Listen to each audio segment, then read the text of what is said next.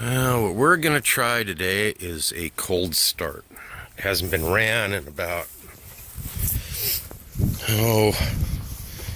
a month. It's been getting down to about 40 something at night and 60 during the day, maybe 70 some days.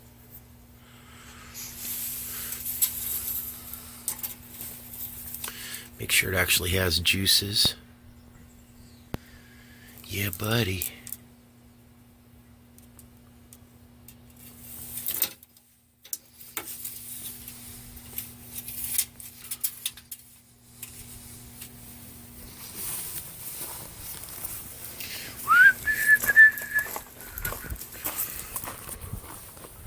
Normally this bus, even though it's a fairly supposedly recently rebuilt motor, and I guess a lot of the Detroits are like this, the older two-stroke Detroits, they like to have heat to start. And normally I would have this plugged in for an hour or two before I started it. It's got block heaters on it, dual block heaters. I can do one from the inside or one from the outside. There we go. So, and today I haven't done it. It's been about 60. So we'll see if maybe it'll start easily. I hope. It won't. But I'm going to try it anyway just because I can. So, ignition key.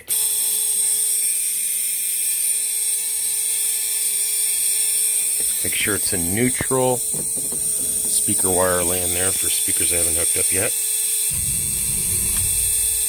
Give it a few cranks. Ooh. She fired up. I had to bump the button a second time, but holy hell, how smoky is it?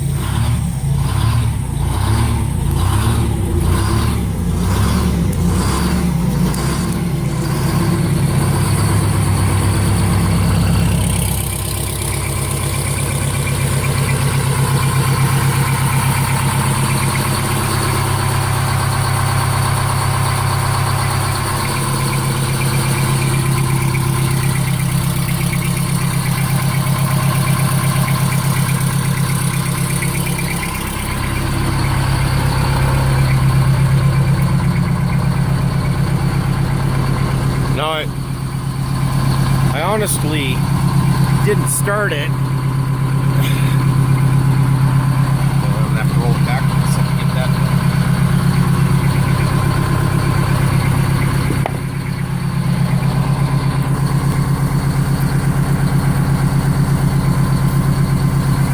I honestly didn't start it just to smoke out the golf course in my backyard. I started it because I want to move it forward a few feet